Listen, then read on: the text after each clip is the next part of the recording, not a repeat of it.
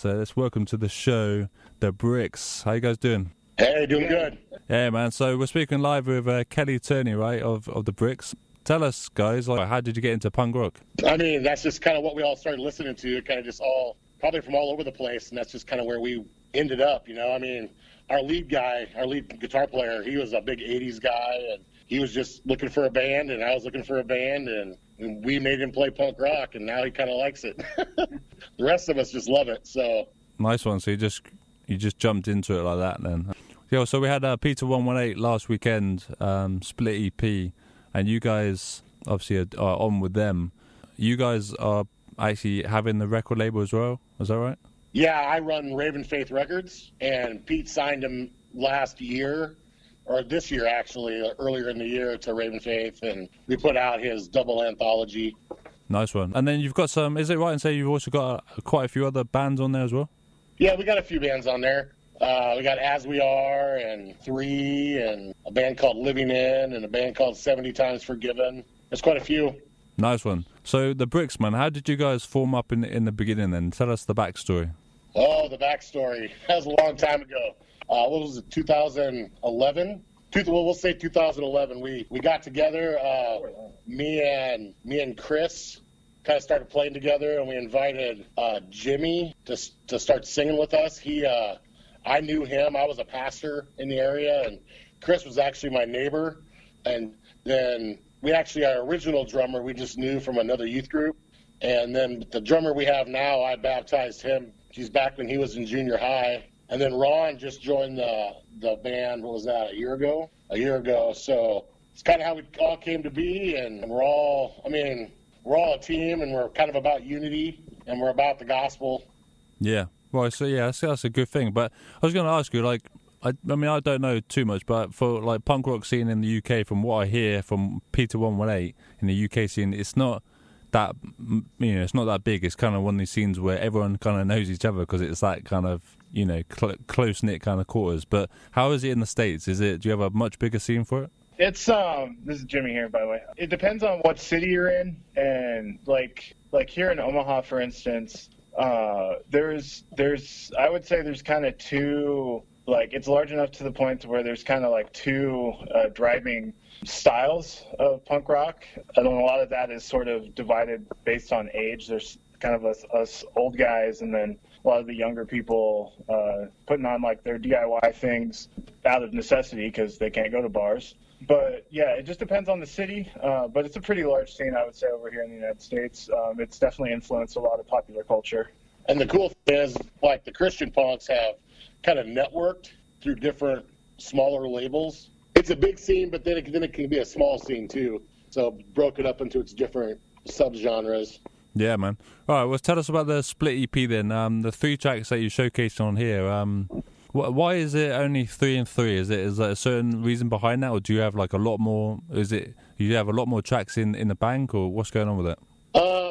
I think when Peter needed to put some songs out, and he had 3 he wanted to put out before the end of the year, and me and him talked about having the Bricks just add 3 songs to it. We're in the process of writing another album, and we kind of had these 3 ready to go, so we just kind of threw those on there. Nice one. And then tell us about the tracks themselves. Is there some kind of motive behind them, or is they just, you know, is there some kind of message behind all 3 of them together? Well, the Hammers Down song is kind of an ode to past generations who kind of came along and worked hard. Because, I mean, we're kind of a working class pop punk, not pop punk, but street punk band.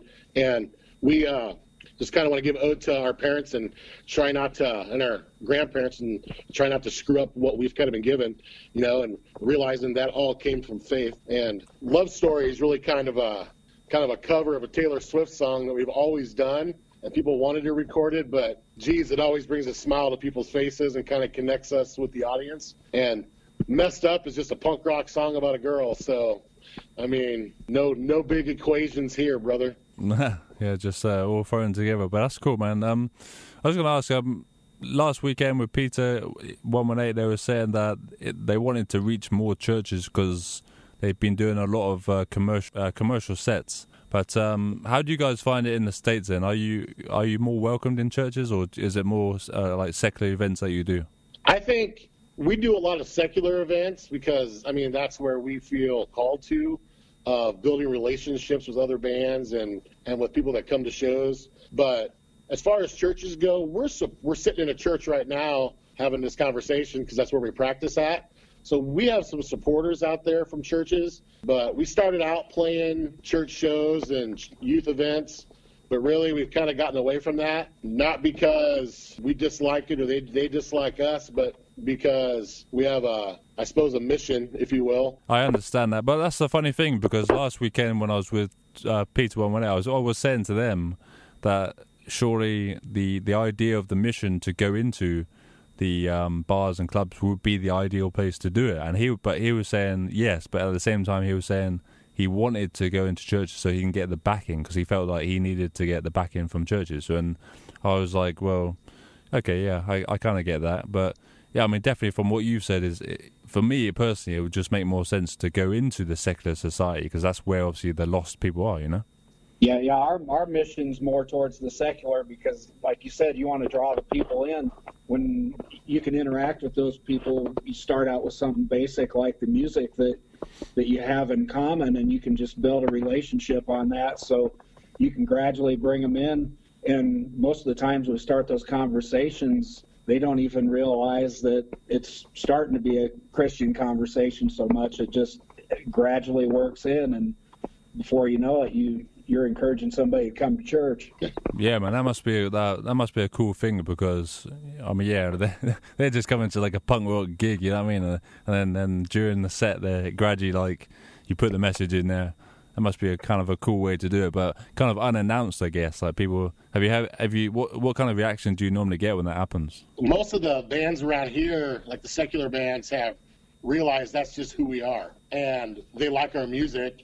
And they understand that we're singing about what our lifestyle is. So when we do that, I mean, how can they argue? You know, we listen to them and they listen to us, and then we have a conversation about it. You know, I mean, that's it. But they know, like, I had one guy, his grandma that raised him was dying of cancer, and he wanted me to go pray with her. So I ended up going up and praying with his grandma. That's just the way we serve, you know. When we're asked to do something, we go. Yeah, man, that's the heart, isn't it? That's the way to do it. So, tell us about the music, then, man. What are you planning for 2019? You said you had an album in the works.